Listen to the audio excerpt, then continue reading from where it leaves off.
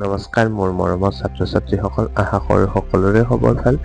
আজি আমি B.A 6th চেমত যিখন তোমালোকৰ অসমীয়া মেজৰ কোৰ্ছো হয় আৰু মাইনৰ কোৰ্ছো হয়, অৰ্থাৎ মেজৰ আৰু মাইনৰ সকলৰ বাবে এখন অসমীয়া কিতাপ যেতিয়া উপস্থাপন কৰা হৈছে, অসমীয়া আৰ্যভিন্ন ভাষা, অৰ্থাৎ অসমীয়া আৰ্যভিন্ন ভাষা তোমালোকৰ মেজৰ আৰু মাইনৰ যিসকলৰ অসমীয়াত আছে, অৰ্থাৎ B.A 6th চেমৰ মেজৰ আৰু মাইনৰ থকা সকলোৰে অসমীয়া আৰ্যভিন্ন লাগিব।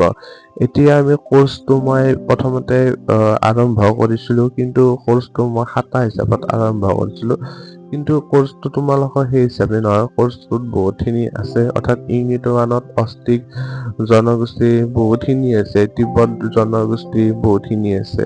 তাৰপিছত 2 নম্বৰতে বড়ো, ৰাভা, মিচিং, গাৰো, তাৰপিছত আদি ব্ৰিটিছ সময়ৰ পৰা বৰ্তমান সময়লৈকে অহা বিভিন্ন ধৰণৰ জনগোষ্ঠীৰ উপৰিও ৰাভা জনগোষ্ঠী, ইউনিটটো ইমান ডাঙৰ এটা চেপ্টাৰ, তোমালোকক ইউনিটসমূহ ভালদৰে উপস্থাপন কৰা নাছিলো। সেয়ে মই যেতিয়া ইউনিটসমূহ চিলেবাছসমূহ সুন্দৰভাৱে পালো, এতিয়াই তোমালোকৰ ভিডিঅ'সমূহত সুন্দৰভাৱে উপস্থাপন কৰি আছো।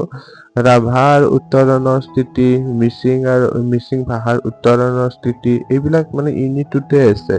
কাৰ্বি ভাষাৰ উত্তৰণৰ স্থিতি আৰু গাৰো ভাষাৰ উত্তৰণৰ স্থিতি, এইকেইটা গোটেইকেইটা ভাষাৰে বিষয়ে টপিক হিচাপে আছে আৰু ইউনিটটো বহুত দীঘলীয়া হয় ইউনিটটো।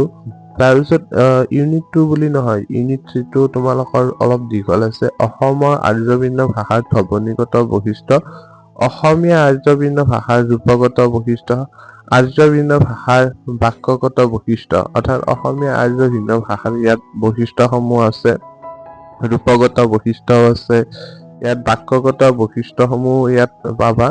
তাৰোপৰি তোমালোকৰ অসমীয়া আৰ্যভিন্ন ভাষাৰ বড়ো ভাষাৰ ভাষাগত বৈশিষ্ট্য, ইয়াত বড়ো, মিচিং, অসমীয়া আৰ্যভিন্ন ভাষা কিতাপখনত বড়ো, মিচিং, ৰাভা, যিমান মিচিং, কাৰ্বি, এইবিলাক গোটেইকেইটা জনগোষ্ঠীৰে কথা ইয়াত এটা টপিক হিচাপে আছে।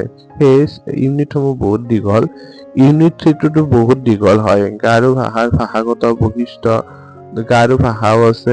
তাৰপিছত ইউনিট 4 আৰ্য ভিন্ন ভাষাৰ ওপৰত অসমীয়া ভাষাৰ ওপৰত প্ৰভাৱ, অসমীয়া ভাষাৰ ওপৰত আৰ্য ভিন্ন ভাষাৰ প্ৰভাৱ। ইয়াতে মাত্ৰ 2টা ইউনিট হয়। তোমালোকৰ চিলেবাছসমূহ আলোচনা কৰিলো। নেক্সট ভিডিঅ'ত আমি প্ৰশ্ন উত্তৰবিলাক আলোচনা কৰিম। প্লিজ তোমালোকে কমেণ্ট কৰা। ধন্যবাদ জনালো।